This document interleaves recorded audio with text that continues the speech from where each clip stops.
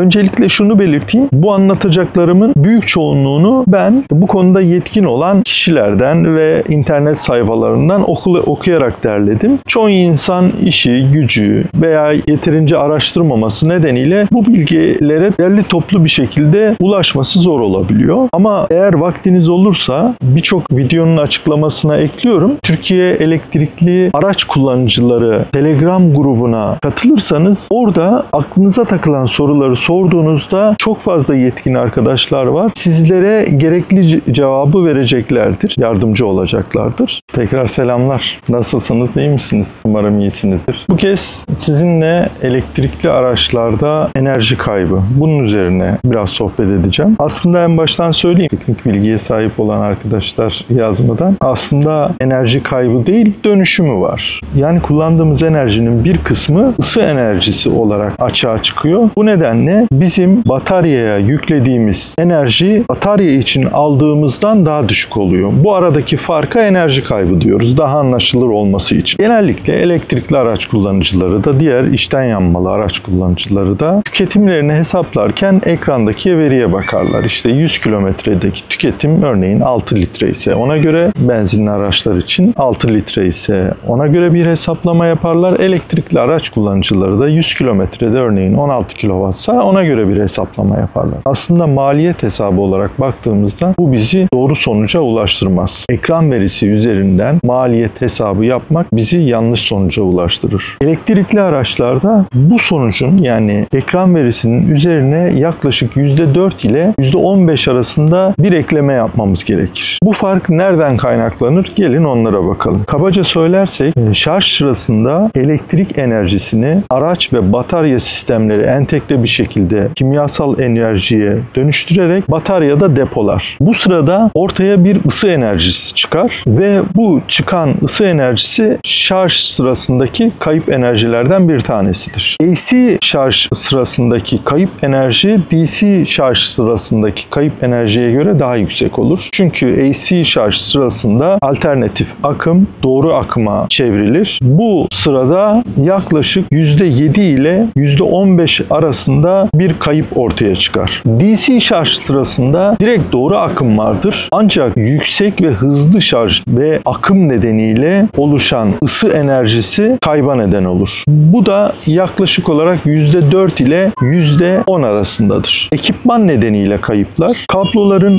uzunluk, kalınlık ve kalitesi kayıpları etkilemekte. Eğer kablonuz yeterli kalınlıkta değilse direnç fazlalığı oluşur ve kayıp artar. Yine aynı şekilde kablonuz çok fazla uzunsa direnç nedeniyle kayıplar artar. Kablonun kalitesi de düşükse o sırada da kayıplar olur. Aynı zamanda kabloyu hem ev prizinden şarj sırasında hem de AC'den şarj sırasında mümkün olduğunca sarılı bırakmamaya çalışın. Bu durumda da direnç nedeniyle ısı enerjisi kaybı fazla olmakta. AC ve DC şarj ünitelerinden dolayı da kayıplar ortaya çıkmakta. Bu şarj ünitelerinin bazılarında daha yüksek kayıp olurken bazılarında daha düşük kayıp olabilmekte. Bu da şarj ünitesinin kalitesiyle yani doğru akıma dönüştürme sırasında AC şarj üniteleri için bahsediyorum. Doğru akıma dönüştürme sırasındaki kayıp DC şarj ünitelerinde de yüksek akım sırasındaki kayıp farklılaşabilmekte. Batarya ve araç ısı yönetim sistemleri nedeniyle kayıplar. Bazı batarya ve araç ısı yönetim sistemleri gerekli sıcağa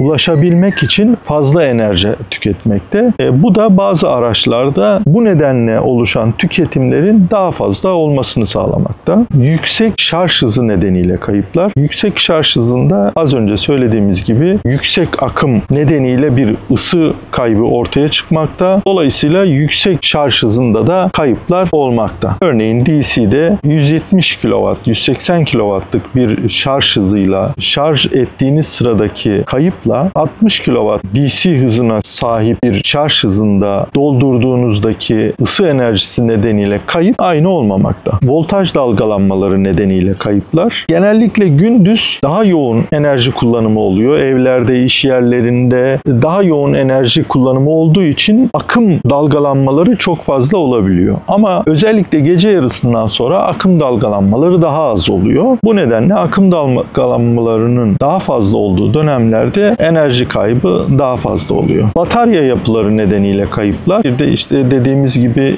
katot farklılıkları nedeniyle oluşan farklılıklar var. LFP ve NMC bataryalar. Enerji kaybı farklılıkları çok az da olsa bu batarya tiplerinde de farklılaşmakta. İklimsel ve sıcak soğuk havaya göre oluşan kayıplar. Aşırı sıcak havalarda ve aşırı soğuk havalarda enerji kaybı daha fazla oluyor. Çünkü yeterli sıcaklığa ulaşmak için ya soğutmak için ya da ısıtmak için kullanılıyor enerji. Bu nedenle de kayıplar ortaya çıkıyor. Uzaktan erişim ve aracın multimedya sistemi, aracın kendi sistemi nedeniyle oluşan kayıplar. Bazı araçlarda biliyorsunuz uzaktan erişim bulunmakta. Örneğin Tesla'da uzaktan kamerayla bakabiliyorsunuz. İşte kabin soğutma yapabiliyorsunuz. Bazı diğer araçlarda da var bu. İşte Volvo'da da vardı. İklimlendirme yapabiliyorsunuz. Klimayı çalıştırabiliyorsunuz. Film seyredebiliyorsunuz. Bu nedenle oluşan kayıplar var. Ve kayıplar da araçtan araça değişebiliyor. Aynı zamanda bazı araçlarda, özellikle Tesla'da sürüş sırasındaki enerji harcamasının dışındaki enerji harcamalarını ayrı bir tabloda gösteriyor. Örneğin siz klima nedeniyle ne kadar harcadınız? İşte ekran kullanımı nedeniyle ne kadar harcadınız? Batarya ısıtması nedeniyle ne kadar harcadınız? Gibi verileri ayrı bir şekilde gösteriyor. Peki biz bu enerji kaybını nasıl hesaplayacağız? AC veya DC istasyondan veya ev prizinden verilen enerjiyle aracın bataryaya aldığı enerji arasındaki fark enerji kaybıdır. Dolayısıyla bizim AC veya DC istasyondan veya ev prizinden verilen enerji miktarını bilmemiz gerekir. Maalesef bazı araçlarda bunu göremiyoruz. Örneğin ev prizinden şarj sırasında da bunu nasıl görebiliriz? Ancak elektrik sayacından görebiliriz. Başlangıcını yazarız, başka hiçbir şey kullanmayız. Sonra dolduğunda sayaca tekrar bakarız, aradaki farkı görürüz. Kaç kilowatt enerji verilmiş onu görürüz. Ama AC şarj istasyonlarının çoğunda ne kadar enerji verdiğini kendi uygulamaları üzerinden görebilmekteyiz. DC'de zaten görüyoruz, biliyorsunuz. Ne kadar enerji verildiğini görebiliyoruz. Aracın aldığı enerjiyi ise yine bazı araçlar göstermekte, bazıları göstermemekte. Eğer aracın net kullanılabilir batarya kapasitesini biliyorsak o zaman çok sorun değil. Örneğin aracın net batarya kapasitesine baktığımızda %90 ile %23 arasındaki %67'lik fark 57 kW'a denk geliyor diyelim.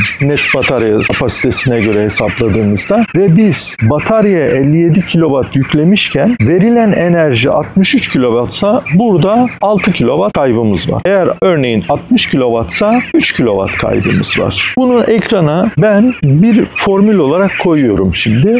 Yani siz hangi şarjla evden çıktınız? Eve geldiğiniz şarj miktarı ne? O aradaki fark ne? O aradaki farka göre biz bu formüle onları yerleştirerek sonucu bulabileceğiz. Bir örnek olarak da size bunu ekranda gösteriyor. 100 kilometredeki toplam maliyetimizi ortaya çıkarttığımızda bu sefer araç ekranında gösterilenle bizim hesapladığımız arasındaki farkı görerek enerji kaybının da yüzde kaç olduğunu ve kaç kilowatt olduğunu görebiliriz. Peki daha az enerji kaybı için nelere dikkat edebiliriz? Yeterli kalınlık ve çok fazla uzun olmayan kablolar kullanmak ve iyi kalitede kablolar kullanmak. Bu hesaplamalara göre baktığımızda kaliteli istasyonlardan, daha doğrusu enerji kaybının daha az olduğu istasyonlardan şarj etmek, akım dalgalanmalarından daha az etkilenmek için özellikle gece yarısından sonra şarj etmeye çalışmak, mümkünse ideal hava sıcaklığına yakın zamanlarda şarj etmek, ne aşırı sıcakta ne de soğukta şarj etmemeye çalışmak, en ideal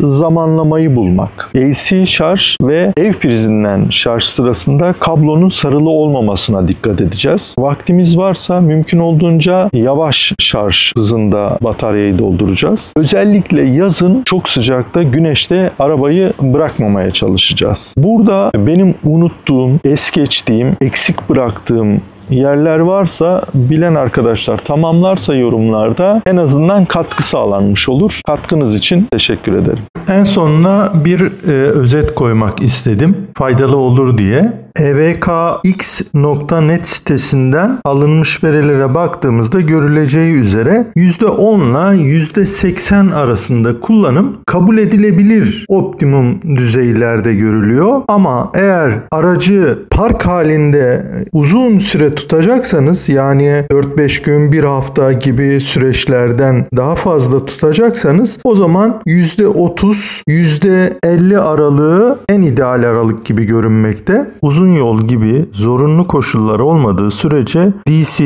yani hızlı şarj istasyonlarını kullanmamaya çalışın. Aracınızı aşırı sıcak ve soğuğa karşı muhafaza etmeye çalışın.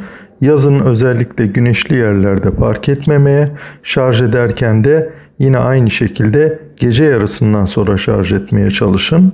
Mümkün olduğunca şarj döngüsünü %80, %20 aralığında tutmaya çalışın. Tesla örneğinden alınmış bir tabloda görüleceği üzere %75'e kadar beklenip daha sonra doldurulup %25'e kadar düşürülmüş batarya şarj durumunda neredeyse 5000 döngüden daha fazla süre aracın batarya kapasitesinin %85'inden fazlasının korunduğu görülmekte. Yani bu da bize 300 kilometrelik bir döngüyü hesapladığımızda yaklaşık 1,5 milyon kilometre yapar. NMC ve LFP batarya ile ilgili de 2 tane özet liste koyuyorum. Buradan görüleceği gibi eğer Güney ve Orta Ege ve Akdeniz bölgelerinde sıcak, ılıman iklimlerde yaşıyorsanız LFP bataryalar sıcaklığa daha dayanıklı olduğu için LFP bataryaları kullanmanız çok daha uzun ömürlere neden olur. Daha avantajlı olabilir. Eğer Doğu ve Kuzey bölgelerde, yani soğuk iklimin çok fazla olduğu yerlerde yaşıyorsanız NMC bataryalar soğuğa daha dayanıklı olduğu için NMC bataryalı araçları tercih edebilirsiniz. Şimdi Türkiye'de satılan LFP bataryalı araçlara bakalım. Kalan diğer araçların hepsini NMC olarak düşünebilirsiniz. Tesla Model Y Standard Range, BYD Atta 3, KGM Torres EVX, MG Comfort, Leapmotor T03, BYD Seal U, BYD Dolphin, Citroen EC3 Aircross. Bunlardan özellikle Çin menşeili olanların yasal düzenlemelere uyum belgesi almadan yeni araç getirilmeyeceğini ve marka sürekliliği açısından sıkıntı yaratabileceğini unutmadan seçim yapmanızı öneririm. Beni izlediğiniz için teşekkür ederim. Tekrar görüşmek üzere. Abone olursanız da beni çok sevindirirsiniz. Bir sonraki paylaşımımda görüşmek üzere.